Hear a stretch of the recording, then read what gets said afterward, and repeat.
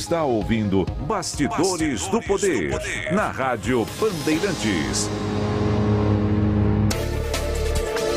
Bom, a gente está voltando agora, são 10h42 e nessa sexta-feira, dia 11 de março, estamos voltando para a nossa segunda rodada do Bastidores do Poder. E eu quero que vocês encham agora o nosso próximo entrevistado de perguntas, porque é sempre assim, toda vez que vem um secretário de saúde aqui no Bastidores do Poder, todo mundo enche de perguntas. Então se prepare, viu, secretário, porque vai ter muitas perguntas. Nós estamos recebendo o Dr. Lair Zambon, secretário de Saúde de Campinas. Muito bem-vindo, secretário, e é um prazer conhecê-lo pessoalmente, porque até então eu só o conhecia pelas lives da Prefeitura.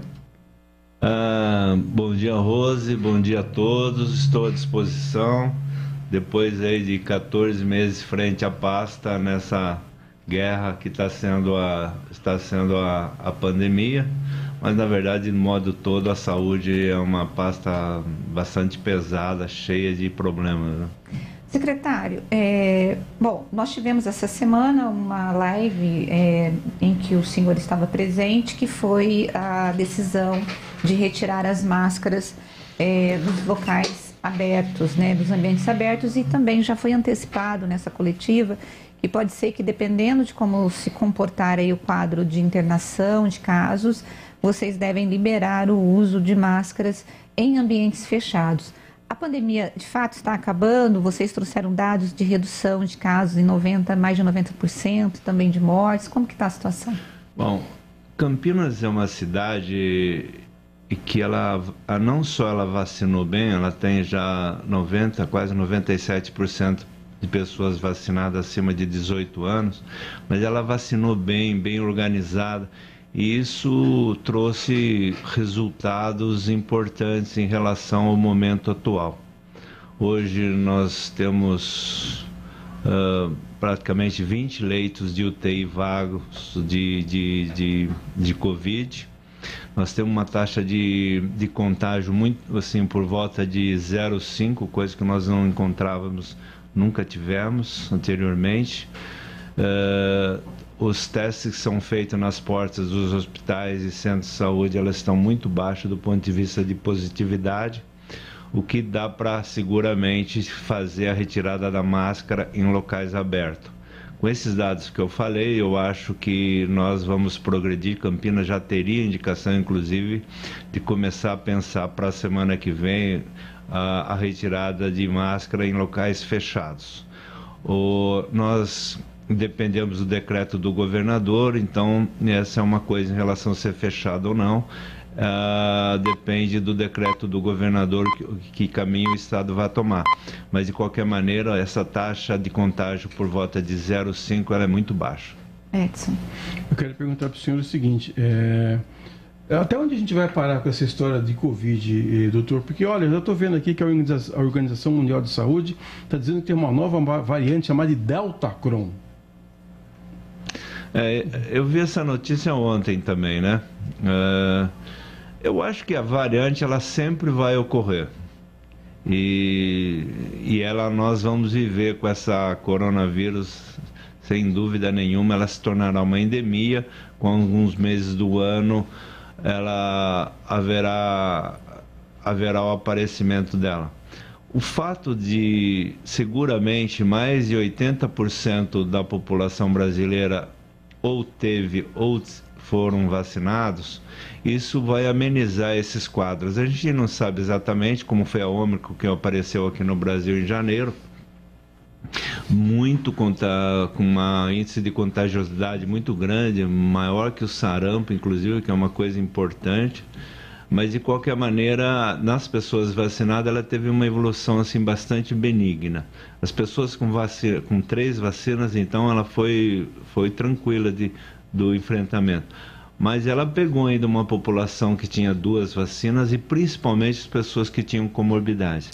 Então, a resposta em relação a isso, eu acho que nós vamos evoluir para uma endemia, que é uma sazonabilidade da doença, com números sempre constantes, e eu acho que a gente vai ter que aprender a conviver com ela. Eu acho que não só a Deltacron, mas virá outras variantes dela, como a influenza sempre acontece. Secretário, né? Em Campinas, a vacinação infantil ela está abaixo do índice do estado, e vocês chegaram a fazer uma live com pediatras convidados para falar sobre a importância dessa imunização em relação aos pequenos.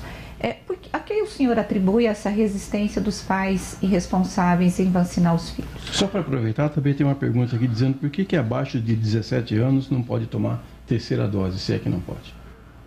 Porque o índice de doença complicada até agora nessa faixa etária é muito baixo. Em relação às crianças, acho que foi uma das 3 maiores decepções que eu tive frente à Secretaria. Hoje nós estamos com 46%, 47% das crianças vacinadas. Fizemos muitas campanhas, fomos nas escolas, fizemos lives, chamamos pediatra, conversamos com pessoas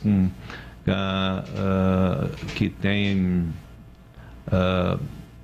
uma interface com a sociedade do ponto de vista de vacinação. Procuramos o Ministério Público e ainda continuamos com essa decepção. Bom, eu atribuo a isso a notícias que as crianças não têm problemas, que as fake news relacionadas a efeitos colaterais, principalmente as miocardites, que não é verdade. É um absurdo para as pessoas terem uma ideia o que seja isso daí. De 10 milhões de crianças vacinadas nos Estados Unidos, 9 crianças tiveram os quadros de miocardite leve, sem nenhuma sequela, quer dizer, baixíssimo do ponto de vista de efeito colateral, mas nós temos muitas crianças que tiveram Covid e tiveram problemas de sequela de doença cardíaca. O fato eu atribuo um pouco às pessoas que fizeram uma campanha muito pesada, criminosas, sem nenhum conhecimento, falando em RNA como se fosse as pessoas tivessem conhecimento o que significa, o que é RNA. Então eu acho que as pessoas jogaram muito na ignorância mesmo, e do ponto de vista de ser uma propaganda muito pesada contra a vacina. O Brasil é um país, e Campinas é melhor ainda do ponto de vista de vacinação, e nós estamos esperando que as pessoas façam uma análise novamente em relação aos filhos e levem para vacinar. E a partir de segunda-feira, os postos da Prefeitura de Campinas vão vacinar contra a Covid de forma espontânea, né? Tá. Antes disso, eu tenho um dado importante. Desde novembro, os leitos de pediatria e de UTI pediátrica e neonatologia estão lotados. Não necessariamente Covid, mas principalmente relacionado a outras viroses. E isso tem deixado a gente bastante preocupado em relação ao número de leitos que Campinas tem e a taxa de ocupação que no momento não era para ser tão alta. A sazonalidade das doenças respiratórias, elas começam em abril em Campinas. E hoje, nesse momento, nós temos muita internação. Quando as pessoas vão procurar nessa sazonabilidade que vai acontecer em abril, era importante se essas crianças tivessem vacinação ou não, no ponto de vista de a gente cuidar de outras patologias respiratórias, outros quadros de virose. Então, sem dúvida, essa baixa vacinação irá atrapalhar o atendimento, esse aumento de doenças respiratórias que acontecerão nessa faixa etária. Agora, na segunda-feira nós realmente retiramos, a partir de segunda-feira, todo o agendamento, no sentido de tornar o acesso mais fácil, mas também, ao mesmo tempo, da gente fazer o atendimento de outras patologias que foram prejudicadas nessa pandemia, no atendimento das doenças, e e a gente conseguir englobar todos os atendimentos de saúde dentro do centro de saúde sem mais fazer uma distinção e deixar aberto para as crianças, para as pessoas comparecerem quando é necessário. Secretário, a pandemia ela fez com que todos os esforços da saúde se voltassem para a pandemia e os pacientes com Covid. Isso fez com que houvesse aí um gargalo, principalmente nas cirurgias eletivas e outros tipos de tratamento. Eu me lembro que teve uma vez que vocês disseram 10 mil atendimentos, mas que vocês ainda estavam fazendo esse levantamento, que não seria possível ainda dar um número preciso. Como que está o retorno? Eu sei que algumas especialidades já tiveram algumas cirurgias, mas às vezes eu vejo os números tão baixos, 40, 50. E aí eu me lembro dos 10 mil que vocês falaram, eu falo, gente, isso é uma gota no oceano. Porque nem sempre a pessoa que teve a cirurgia desmarcada significa que ela não esteja com dor, significa que ela não precisa daquele tratamento, mas ela teve que esperar. Como que está a situação para atender esses pacientes que ficaram no meio do caminho? E na verdade não foram poucos, né? Houve... em relação a esses procedimentos de cirurgia, existe uma demanda reprimida, mas eu acho que mais que isso são as doenças crônicas que as pessoas ficaram com medo de ir até os centros de saúde. Por exemplo, nós aumentamos, não só em Campinas, mas assim, o número de pacientes com insuficiência renal está relacionado a um mau tratamento da pressão arterial ou abandono do tratamento da pressão arterial. Então, teve um monte de doenças crônicas que elas se agudizaram, então isso é um problema hoje. Em relação a demandas cirúrgicas, nós temos aqui várias demandas, os dados ainda... Quando nós começamos a organizar em novembro, quando a pandemia deu uma diminuída importante, com sobra de leitos em novembro, nós voltamos a fazer a estatística, começamos a voltar a atendimento, mas quando entrou em janeiro, nós voltamos com a Ômicron, e que foi um arraso do ponto de vista de atendimento, tanto nas portas dos hospitais, como nas portas do centro de saúde, que voltou a atrapalhar de novo. Bom, nesse momento, as maiores preocupações nossas são, acho que, o infantil, são as filas oncológicas, principalmente relacionadas com diagnóstico, porque as oncologias continuaram sendo feitas cirurgias, tanto no público como no privado, você não parou muito, mas o diagnóstico, principalmente os diagnósticos que é o único método de cura, basicamente o diagnóstico precoce em oncologia para tumor sólido. Então eu vejo uma preocupação em relação que a gente chama de média complexidade relacionada com diagnóstico. O oftalmo, que é uma coisa que também tem muita demanda, bom, de qualquer maneira, o ano passado, 2021, com os nossos próprios serviços e também com os nossos convênios, nós oferecemos por volta de 8.500 procedimentos. Numa pandemia até que não é tão pouco. Fizemos mais de 600 cirurgias de catarata num ano muito difícil. Esse ano, os dados que eu tenho, que eu não sei exatamente se são corretos, nós temos para catarata uma demanda reprimida por volta de 600 casos, mas que nós já, só de convênio, nós conseguiríamos resolver isso até rapidamente, esses casos. Nós estamos organizando 2 dias, eu não gosto muito dessa palavra, mas 2 sábados de mutirões relacionados à oftalmologia, do ponto de vista também não só de organizar essa fila, porque os números realmente, às vezes, eles são meio confusos. Mas, de qualquer maneira, programado hoje, nós temos por volta de 9.000 consultas e procedimentos em oftalmologias, mas nós teríamos que levar isso para um torno de 16.000 procedimentos de consultas especializadas e procedimentos de oftalmo, que é uma das demandas reprimidas aí. Então, na verdade, eu teria 16.000 pessoas na fila de espera hoje precisando de um atendimento, é isso? E vocês vão atender 9.000? É essa? Não. Vamos pensar que aí existem muitos casos de refração. Essas refrações, elas podem ser simplificadas de um outro modo. Mas em relação à urgência, emergência, catarata, eu acho que esse assunto nós vamos resolver nesse primeiro semestre.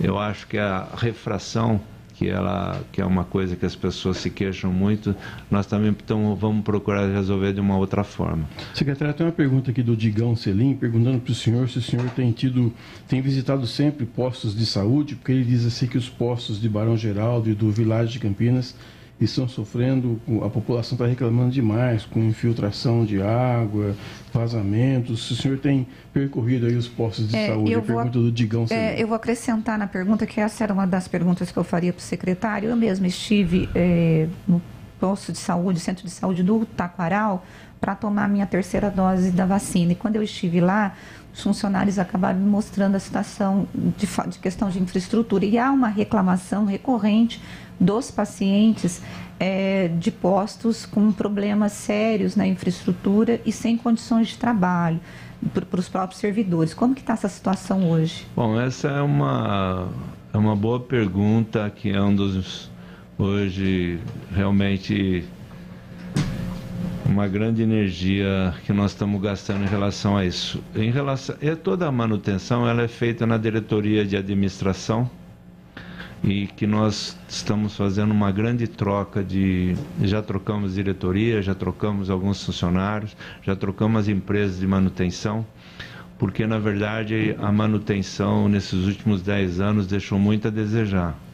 Então é um grande problema que está acontecendo. Eu acho que as pessoas têm razão quando falam, e nós estamos com compromissos em relação a essa organização aí da manutenção. Realmente está muito falha, e espero aí que a gente consiga reorganizar toda a equipe. Estamos fazendo contratação de outras empresas, trocamos o grupo que fazia manutenção dentro da prefeitura, porque nós também há uns meses aí já detectamos esse problema em relação à manutenção de hidráulica, elétrica, assim por diante. O Edmilson está perguntando para o senhor o que está sendo feito em relação à dengue, se os casos estão aumentando e se o fumacê não vai ser usado mais.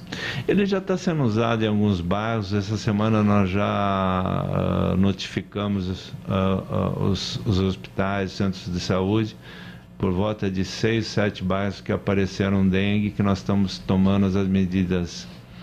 Eu imagino que a dengue esse ano talvez ele não seja lá o nosso grande problema. A minha dúvida é se ela voltará em 2023, porque de uma geral é ciclo. Uma outra preocupação em relação às arboviroses também é a chikungunya. Chikungunya esse ano no litoral ele apareceu, e a gente está muito preocupado com a chikungunya, se ela aparecer por aqui, que é uma das arboviroses muito complicadas de ser tratadas. Mas de qualquer maneira a dengue não está esquecida. Felizmente o número que está aparecendo elas são baixos no momento, mas nós estamos fazendo já fumacê nos bairros onde nós detectamos a presença de dengue. Nossa vigilância é muito competente, então a gente consegue fazer esses mapas e tomar as medidas. Tem uma consulta aqui, online, ó, doutor. Sou paciente renal, não deixei de fazer o tratamento nem sair de casa. Passei 2020 todos sem problemas, tomei as 3 vacinas, depois peguei Covid, não baixei a guarda. O que aconteceu? É uma consulta online. Na verdade, assim, eu imagino que ela esteja bem, né? E então eu acho que é o fato de ter tomado as 3 vacinas e estar se cuidando, estar fazendo as diálises tudo corretamente, eu acho que é um motivo dela estar bem. Então, agora o fato de pegar ou não pegar a Covid, ela fica no ar. Ela tem um monte de motivos, assim, não adianta você chegar num lugar que tem muita gente, você chega de máscara, daí você tira a máscara para tomar um café, e esse momento é que você pega o café. Então, nas nossas estruturas, onde o lugar mais complicado é o lugar do cafezinho. Então, pegar a doença é uma coisa. Eu, por exemplo, eu não parei, fui visitar hospitais, centro de saúde, tratei de gente com Covid, eu sou pneumologista, e não peguei. Então, mas era para pegar, né? Porque eu não tenho dúvida que se fosse... Mas essa é uma coisa de pessoa, está relacionado com uma coisa extremamente complexa, eu não vou entrar aqui, está relacionado com a imunidade celular de cada pessoa e assim por diante. Não, mas o fato é que tem que vacinar e por isso que ela está bem. Bom, nós estamos entrevistando o secretário de Saúde, Dr. Lair Zambon. Secretário, existe aqui em Campinas uma reclamação recorrente dos pacientes que é a falta de remédios nos postos de saúde, né? E às vezes faltam remédios que são muito baratos. Mas o que acontece, secretário? Bom, quando nós assumimos a pasta em 2020, a falta era enorme. E muito tinha a ver com as empresas que não estavam entrando nas licitações por vários motivos, e isso estava acontecendo quando nós assumimos a pasta sobre medicamento. Bom, essa foi motivo de crítica enorme e com razão, tal. Nesse contexto hoje, eu queria até fazer um parênteses aqui. Campinas é uma cidade que oferta mais de 150 medicamentos. Todas as cidades em volta de Campinas têm uma lista padronizada aí por volta de 95 medicamentos. Então Campinas é a lista mais extensa do ponto de vista de medicamento. E do ponto de vista de lei, da regra, Campinas era para gastar aí por volta de uns quase 3 milhões de medicamentos por ano. Campinas gasta 16, 17 mil. Então, não é porque Campinas não compra. Para as pessoas terem uma ideia, o consumo de aspirina infantil em Campinas hoje está por volta de 650 mil comprimidos mês. Nossa. Bom, então o fato é que, e hoje, essa semana especificamente, estão faltando 14 medicamentos, dentre elas que dá por volta um pouquinho menos de 10%. Isso aí do ponto de vista de saúde pública, eu diria que é razoável, não é ideal, mas ela é razoável. Outro problema também, que é esse consumo enorme de medicamento em Campinas, é que além do público, das pessoas que são atendidas nas redes, nos hospitais, 30% a 40% que se consome de medicamentos na cidade, eles são de consultas privadas, de convênio. Então as pessoas conseguem pagar um convênio, mas não conseguem pagar o medicamento. E essas pessoas recorrem aos centros de saúde para pegar o medicamento. Essa era a pergunta que eu faria para o senhor, porque assim, eu tenho pessoas que têm convênios e que foram até uma unidade de saúde da prefeitura e não conseguiram o medicamento porque o atendente disse, é convênio privado e você não pode pegar. E justamente eu falei, gente, isso você não está garantindo a isonomia que todo brasileiro tem direito garantido pela Constituição. Então tem muita gente que tem convênio, que vai até um posto de saúde. Nós temos ouvintes aqui que nós recebemos até, quando eu comentei isso aqui uma vez no programa, e um monte de ouvintes tiveram o mesmo tipo de exemplo, que foram e não conseguiram medicamento. Não é essa orientação, né? Porque o fato é que Campinas tem quase 1.300.000 habitantes, tem 67 centros de saúde, policlínicas, assim por diante. E às vezes você tem as pessoas que tomam esse tipo de conduta de negar, mas ela não é a orientação. Eu também concordo com você, Rose, que todas as pessoas têm o direito, e eu imagino que elas devem chegar no centro de saúde, se tiver o medicamento, é para fornecer. Agora, secretária, havia uma discussão... Desde que seja uma coisa normal, né? Sim. Havia uma discussão em relação ao poder público passar a cobrar dos convênios o atendimento na rede pública. Por exemplo, a pessoa tem, de repente, um convênio médico privado e ela é atendida por um Mário Gatti, por exemplo. E havia aí uma discussão de repassar essa conta para os convênios. O que o senhor pensa disso? O senhor acha que é uma solução ou o senhor acha que não? O fato de estar velho é que você já passou um monte de experiência, né? Então, eu já fui do Hospital das Clínicas, já participei de um monte de debates e sobre essa história que eles chamam de segunda porta, ou a cobrança e assim por diante. Eu sou obcecado por números, só para vocês terem uma ideia, na urgência e emergência da Unicamp, 20% das pessoas têm convênio e nunca conseguiu cobrar esses convênios. E agora eu desconheço o lugar que conseguiu cobrar. Então, isso aí eu acho que tem que vir do federal, do ponto de vista, não é os municípios que vão conseguir. Eu, particularmente, eu sou a favor de ressarcimento do SUS. A verba, hoje, o consenso que a gente tem em relação ao SUS, que ele é o melhor que tem. Eu conheço alguns sistemas do Canadá, Inglaterra, que são relacionados, às vezes pode ter uma certa, principalmente do Canadá, é meio parecido com o nosso, é muito bom. E o problema, assim, eu acho que falta gestão, como todo mundo fala, eu acho que tem pouca gente que tem experiência em gestão que assume tudo isso, mas o financiamento também está muito aquém do necessário, né? Eu, particularmente, como eu sou um filho do SUS, a vida inteira eu trabalhei, tenho 40 anos já de formado, quase 40, né? E, então, eu acho que se pudesse haver ressarcimento, seria ótimo, assim. Só mais uma pergunta aqui do Xandão, perguntando para o senhor. Ele disse que não sabe se o senhor tem conhecimento com relação à vacina. Porque no Chile estão vacinando crianças com 2 anos de idade em diante. Se o senhor tem conhecimento disso, por que a gente não chega nesse estágio? Bom, essa é uma boa pergunta. Não só, por exemplo, os países asiáticos têm 200 milhões de crianças vacinadas já. Basicamente com a vacina do vírus atenuado, que é praticamente toda. É uma tecnologia que a gente conhece há 40 anos.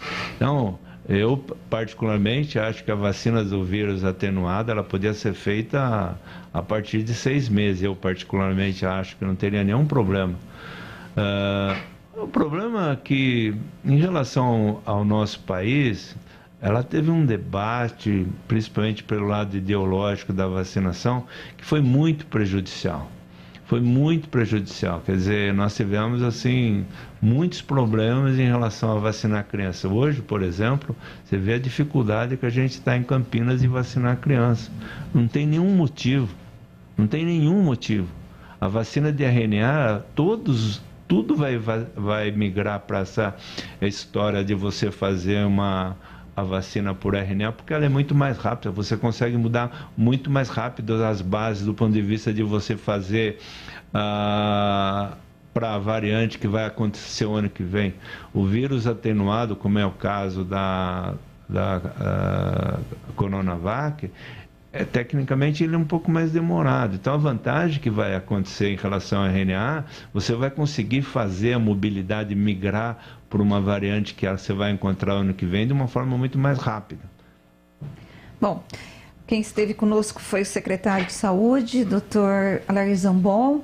Secretário, muito obrigada por essa visita aqui aos estúdios. O senhor está convidado para vir outras vezes. Eu gostaria de continuar batendo papo, mas nós temos que pagar aqui o comercial, porque senão depois eu não tenho salário no final do mês, entendeu? Eu que agradeço, Rose. Eu acho que nós estamos à disposição. Tem muita coisa para a gente ainda organizar. Um desafio imenso, imenso. A pandemia uma hora vai passar, mas eu acho que a gente vai tentar organizar todas essas demandas que estão reprimidas. Não vai ser fácil, mas vamos ver o que vai acontecer, né? Mas acho que vai dar tudo certo. Tá certo, secretário. Obrigado. Muito obrigada, gente.